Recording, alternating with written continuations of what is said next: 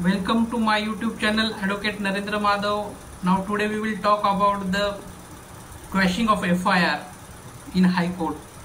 आज आपण FIR कशा पद्धतीने क्वॅश होतो माननीय उच्च न्यायालयात ह्या संदर्भामध्ये बोलणार आहोत. पहिल्यांदा the High Court under section 482 of Criminal Procedure Code has the power to quash an FIR even after the filing the charge sheet.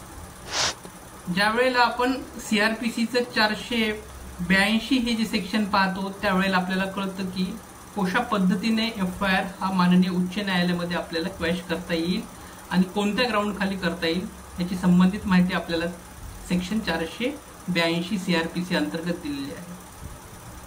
The accused can also apprise the court that there is no material evidence against him. Under section 482 CRPC vests the inherent power in the High Court to make an order necessary to prevent the abuse of the process of any court or to secure the end of justice. 482 हे सांगते की जेव्हा जेव्हा कोर्टाला हा एक प्रकारचा inherent power आहे. Now the question arising our mind, what do you mean by inherent power? Inherent power म्हणजे काय? ज्याला मराठीमध्ये आपण न्यायालयाची अंगभूत शक्ती असं एक मराठीमध्ये म्हणूयात. जी स्पेशल पॉवर माननीय उच्च न्यायालयाला दिलेले आहेत की त्या अनुषंगाने FIR क्वॅश केला जातो. FIR quashing is the petition filed before the High Court for quashing the FIR or related procedure against the accused. FIR quash means what? जेव्हा एखादा पोलीस स्टेशन मध्ये एखादा FIR बनतो, तो FIR बनल्यानंतर तो क्वॅश करण्याचा पॉवर माननीय हायकोर्टाला आहे. If the high court is satisfied that the accused is falsely implicated and द FIR इज बोगस अँड फ्रायवलस.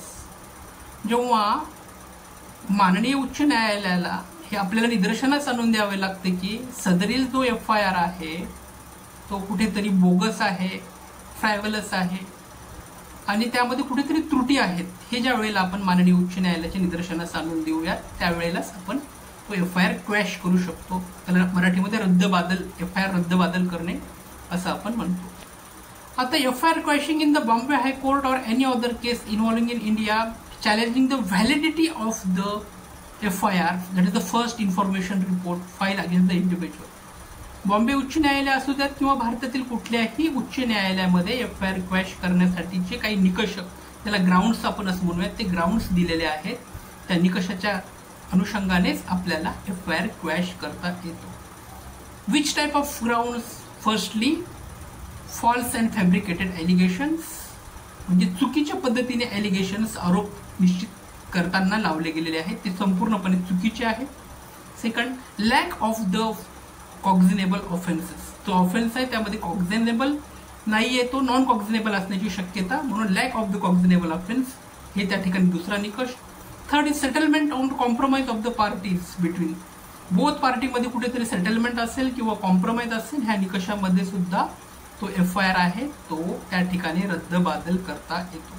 त्याचबरोबर मॅलस अँड अल्टेरियर मोटिव्स.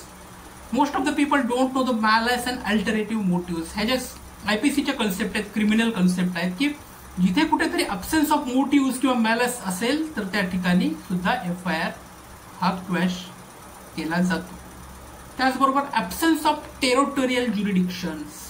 जो टेरिटोरियल ज्युरिडिक्शन आहे त्यामध्ये कुठेतरी अब्सेन्स असेल तर FIR त्या ठिकाणी क्वॅश केला जातो. त्याचबरोबर सगळ्यात महत्वाचं ग्राउंड्स आहे की इनसफिशियंट एव्हिडन्स. त्या जो FIR आहे त्यामध्ये पूर्णपणे एव्हिडन्सची पूर्तता नसणे, इनसफिशियंट एव्हिडन्स असणे, ह्या बेसवर सुद्धा FIR क्वॅश केला जातो. Now we will talk about what is the procedure of filing the FIR in the high court. First, file the writ petition under article 2 to 6 of the constitution of India. माननीय भारतीय न्याय व्यवस्थेमध्ये भारतीय संविधानाच्या कलम 226 अंतर्गत क्रिमिनल रिट पिटिशन आपल्याला file करावी लागेल पहिल्यांदा तो FIR क्वॅश करण्यासाठी. Second, serve the copy of the petition on the respondent. जी कॉपी आहे पिटिशनची ती आपल्याला रिस्पॉन्डंट म्हणजेच की इथे रिस्पॉन्डंट आहे पोलीस किंवा स्टेट, की जी प्रॉसिक्युशन आहे त्या प्रॉसिक्युशनला आपल्याला ती कॉपी सेंड करावी लागेल. नंतर पे द रिक्वायर्ड कोर्ट फीस. जी काही कोर्ट फीस आहे रिक्वायर्ड ती भरावी लागेल. त्याचबरोबर इतर जी काही सपोर्टिंग डॉक्युमेंट्स आहे एफआयआर क्वॅश करताना ती आपल्याला त्या ठिकाणी देणे अपेक्षित आहे. Which type of documents? Firstly copies of FIR, एफआयआरची जी कॉपी आहे त्या ठिकाणी जोडावी लागेल. Then medical records of the अक्यूजचं काही मेडिकल रेकॉर्ड आहे का ते आपल्याला त्या ठिकाणी दाखवावं लागेल. त्यानंतर विटनेस स्टेटमेंट, जे काही विटनेस आहेत त्यांची जी स्टेटमेंट आहे ती त्या ठिकाणी आपल्याला दाखवावी लागेल. त्याचबरोबर ॲफिडेव्हिट ऑफ द पिटिशनर, जो पिटिशनर आहे त्याचा ॲफिडेव्हिट त्या ठिकाणी द्यावा लागेल. ही सगळी इत्थूनभूत माहिती आपल्याला माननीय उच्च न्यायालयासमोर डॉक्युमेंटच्या स्वरूपात द्यावी लागेल आणि त्यानंतर हा जो एफआयआर आहे तो क्वॅश होईल आणि तो क्वॅश करण्याचा पॉवर हा माननीय उच्च न्यायालयाला दिलेला आहे.